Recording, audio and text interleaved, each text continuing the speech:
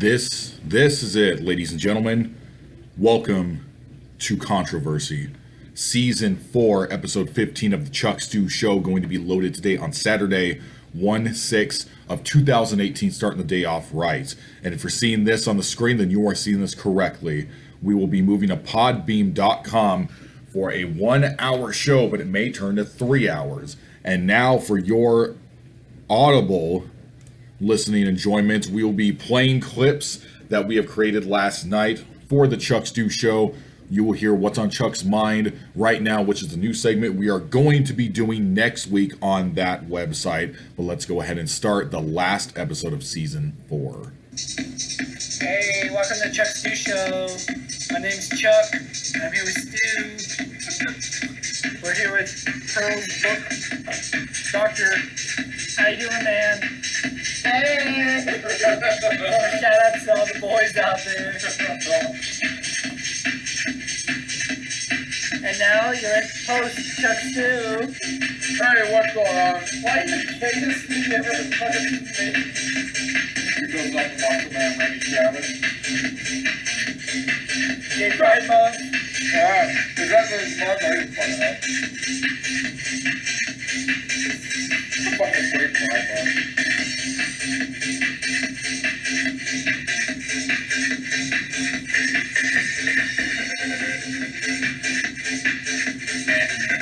What the fuck is this?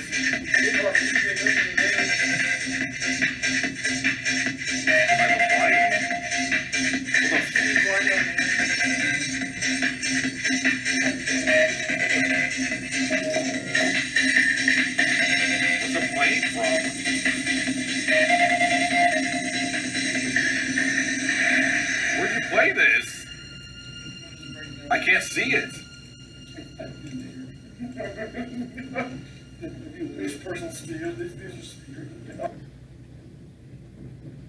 Welcome to the Chuck Stew Show. I'm your host once again, the one and the most, who boasts the most, roast and I hate roast, Chuck Stew. Right here we got the fucking captain of the ship, Dr. Buckland Strickland Book, and we have over here. We have the guest from Season 1, Episode 1, who is on Season 4, Episode 15. Damn, it's been 2.5 years. That's that kind of hat. Wrap it up. Let's go. Is this even my script? That's it. A bag in your trash? I don't know. I can afford that shit. Okay, you ever been to a person's apartment where they could afford the fucking backs of one of the trash cans? Yeah, I don't think so. So, Bill Hardy, what's going on? Okay, and that was a clip from the last episode of the Chuck Stew Show, what we recorded. We actually didn't get that much recording in for last night's show, so I'll be playing a clip also that was from last week that we will also be playing on the show. I have just been informed that we actually have two different entrances for the show that we made last night that I was not aware of. So here is the second entrance opening to the Chuck Stew Show.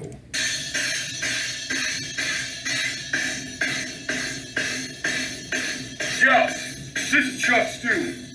What's going on? We are live here. Season 4, Episode 15. This is the last episode of Season 4. The last. And we have a big guest. The main guest. This is from Season 1, Episode 1. You may know him very well. We got Dr. Brooks, Houston Brooks in the bathroom. He's taking a shit.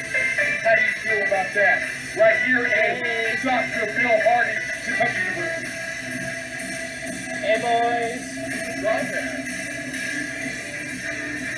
Welcome to the Chuck Stew Show. Hey, welcome to the Chuck Stew Show. We got Bill Hardy on the program. Bill Hardy.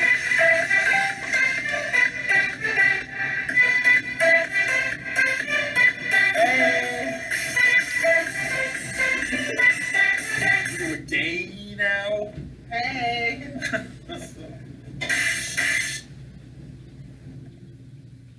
Technical difficulties. We have Dynasty here. Okay, and the next one we will be playing is going to be the original beginning for the show, and I will go ahead and play that now. Welcome to Chuck Stew. This is the original gangster, the American gangster, the Taiwanese gangster, Chuck Stew. We got in the bathroom right now. This is Dr. Crow's book. He is the man, the myth, the legend. He is all the way back. If you go all the way back, the president, the very first president of the Doctors Association. That's Dr. Book right there. And we got a special guest. Guest on episode number 1 of Chuck Stew Season 1, Episode 1. Now we're on Chuck Stew Season 4, Episode 15. You may know him very well. You may know him. They call him Bill Hardy. Bill Hardy's here. What's up, everybody? Hey, man, what's up, everybody? What's going on, Bill? How you doing, Bill Hardy? Feeling good? There it is. How you feeling, Bill Hardy? Feel my shit. You feeling like shit? Fuck, man, we're actually making... Okay, and that was the other entrance song. But we will be playing one more entrance song for the Chuck Stew show that was recorded last weekend. I apologize. I actually have been informed again. We actually have 2 more entrances that we have not used for the Chuck Stew show. One is a horror entrance, and one is me reading off of a script and then going into what I recorded last weekend. So here's the horror one first.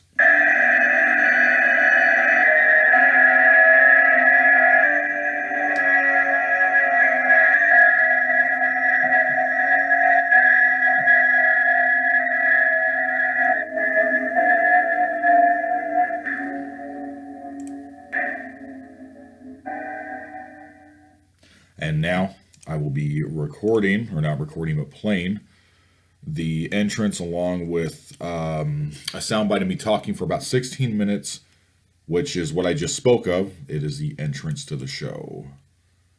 Oh, looks like, hold on, having some technical difficulties again. One moment. And now, after retrieving the information from the computer, here is the soundbite. That is, instead of 16 minutes, it's approximately 12 minutes for the show.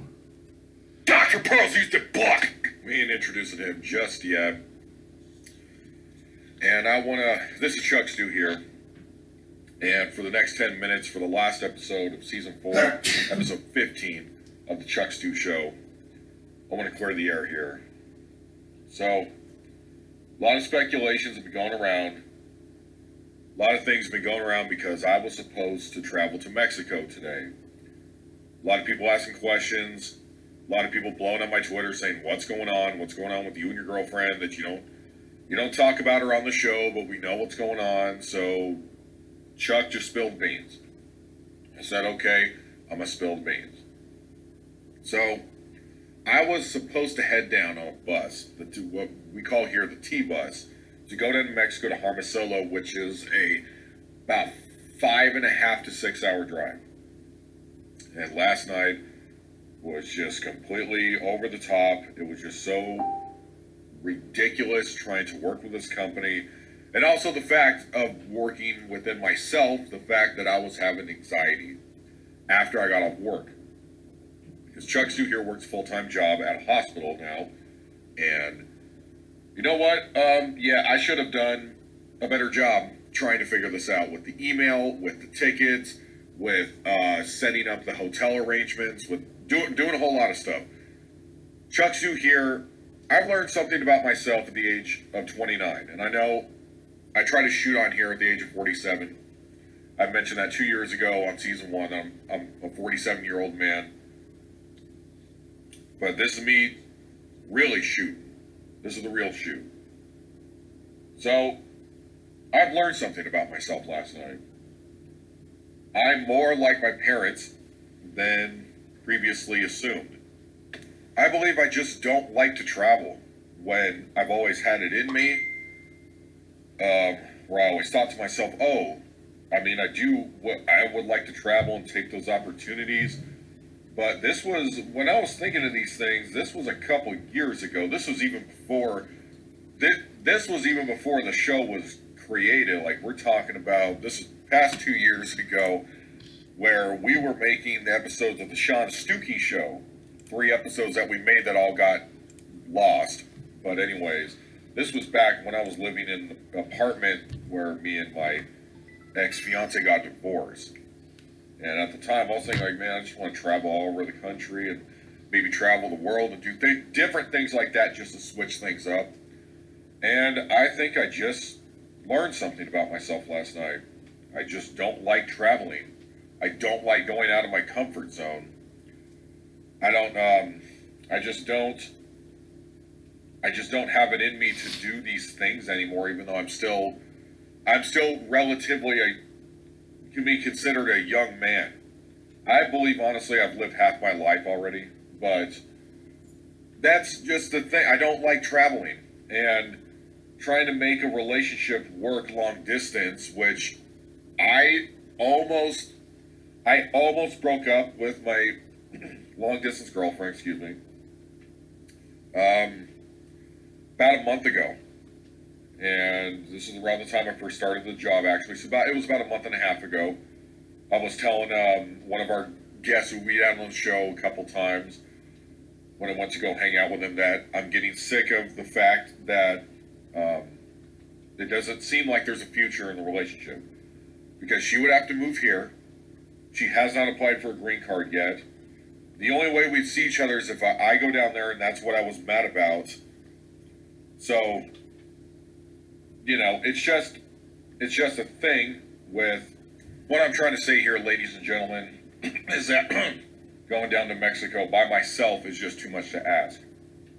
I was trying to get my brother, who is a guest on the show also. Not a guest, he's more like the DJ of our show, that he would come with me to Mexico. So, just to make things a little bit easier. But I was actually, to be completely frank with the audience here, I almost had a panic attack right after I got off work yesterday afternoon. We got off a little early because half of the doctors didn't even show up to work because they were already on vacation for New Year's weekend. So, coming into 2018. So the thing is that even though I got off early and I was very happy and I was somewhat excited, I actually was very, very nervous. And I'm out money too because I booked the hotel and the tickets, and there goes that money because that stuff's non-refundable. And so that's what I've learned about myself here on the Chuck Stew Show, that when it comes to doing long distance relationships, you have to take into the pros and the cons. I would suggest, if you're in my situation, because we're still technically not broken up, my girlfriend said a lot of very messed up, horrible things last night to me when I told her that I got high and I couldn't drive my car when she found the receipt number, even though it was already too late to get on the bus. But anyways, I'm expected to do a lot. And unfortunately, when it comes to being in a long distance relationship, and you guys can consider me the master of this because I've been doing it since 2004, that somebody is always going to get the short end of the stick. That's just life. That's just how that goes, like with any relationship. But it's more prevalent, and people can see it much more clearly if you're in a long distance, like if someone has to drive. So basically what I'm telling you is if you have a car, you're getting the short end of the stick in the long distance relationship. If you have money or a job, you're getting the short end.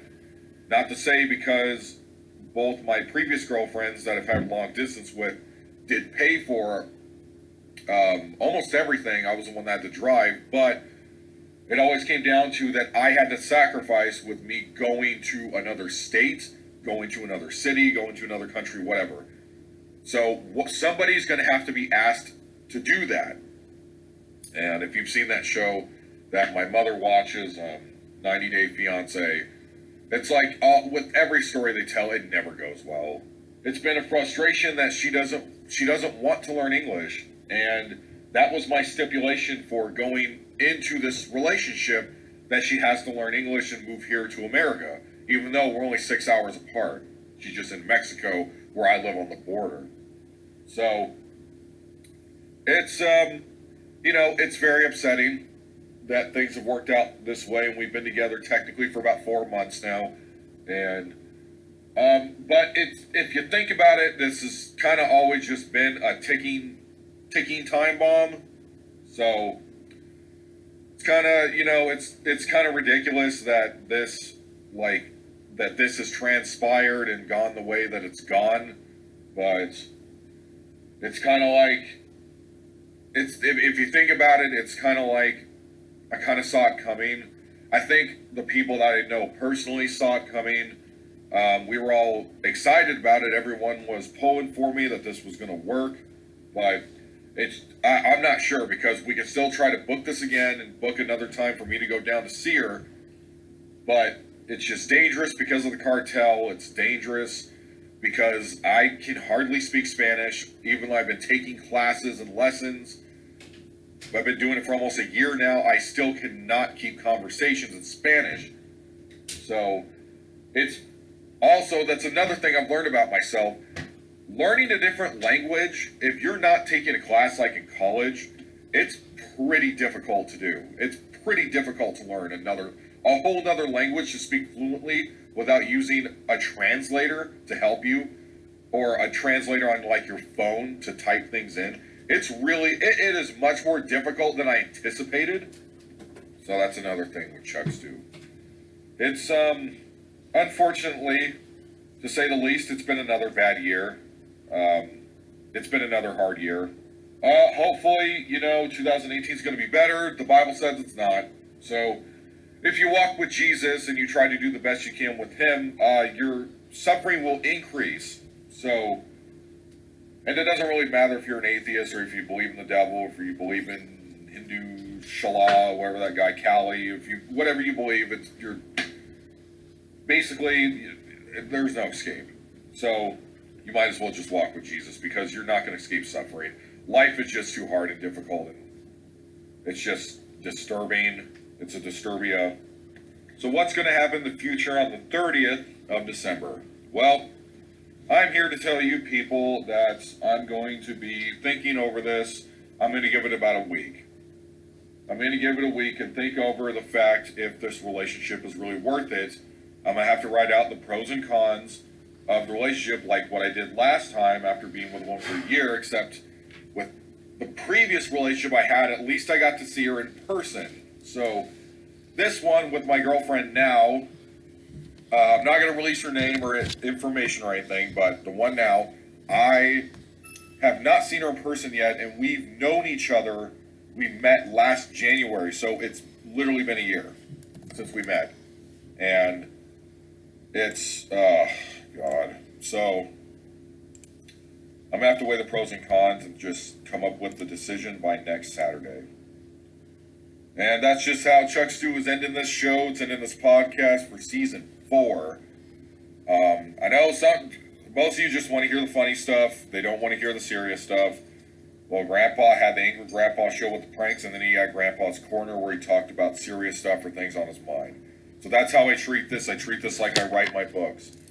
I need to vent sometimes, and sometimes it's good to just get off your chest and just talk about it, but maybe if you put it in here, you'll be able to help somebody who's also going through the same situation.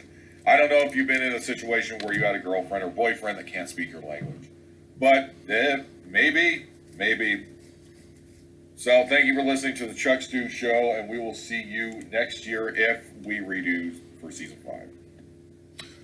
All right. Well, thanks for depressing everyone, Chuck. And for the last 11 minutes of the show, we will be playing a clip called Chuck Fuck that was saved on the computer of Dr. Pearl's Houston book that we have also not used yet. It's a 10-minute sound bite. We have not put in any previous episodes, so I'll go ahead and play that right now. All right, I'm going to play a message from my old boss at the job I had previously just quit at. We're going to have a rip-roaring good time. Bitch, you want to connect?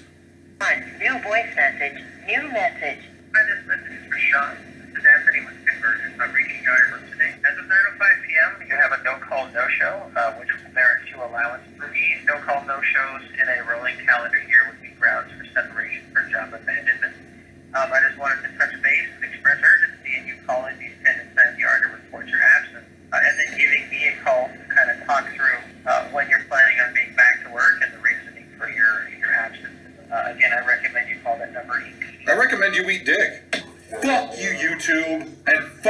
Rocket Mortgages. I am sick to death of watching commercials.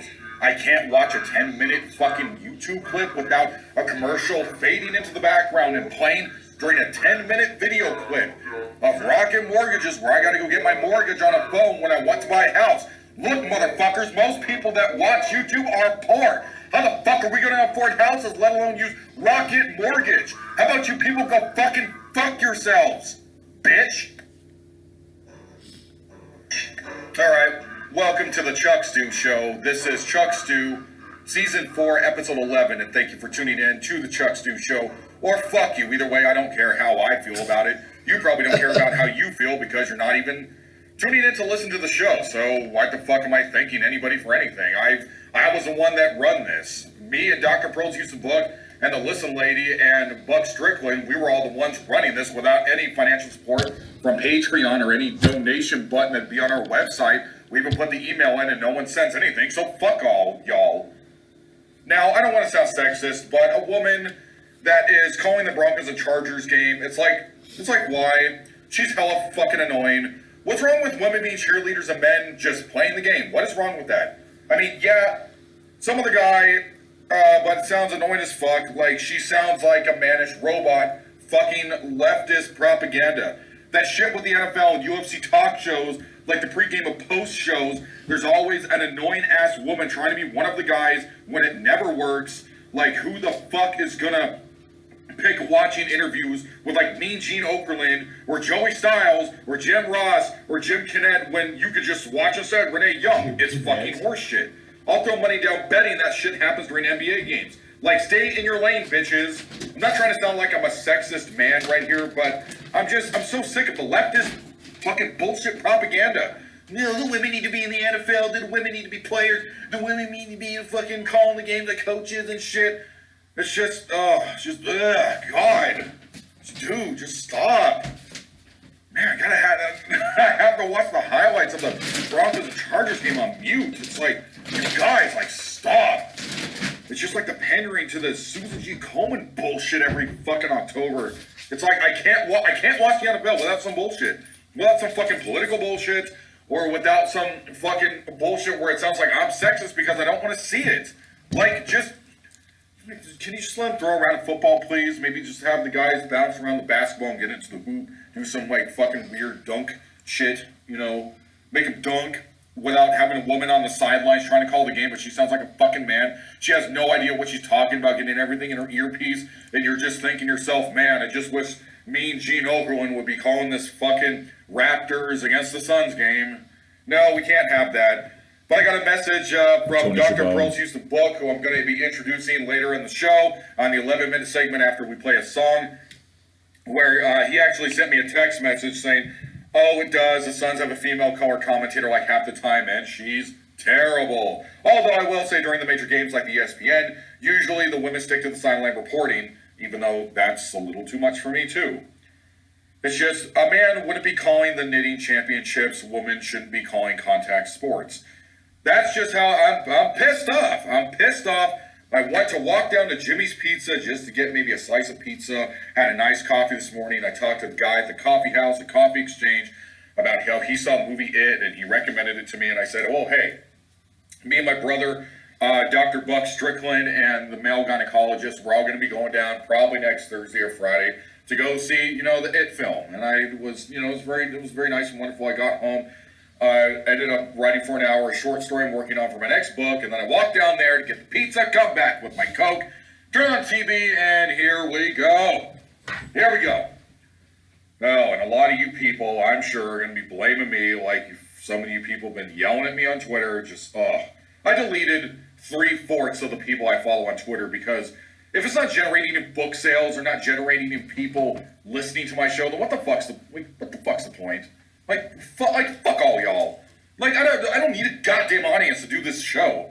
It is completely has been apparent for the last 2 years that having an audience basis for my show, the Chuck Stew Show, it's not apparent. It doesn't need to be there. I'm going to be recording and putting this out on the airways regardless. So all you people can fuck yourselves, all right?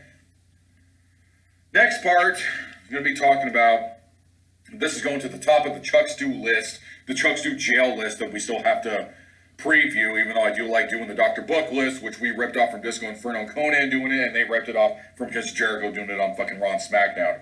Anyways, if a woman wants to call this standing in front of a stove cooking pork chops and macaroni and cheese and ham championships while the man is at work during the day, and they want to get 3 commentators who are all women to call that shit on PBS, then it's fine, then I won't protest.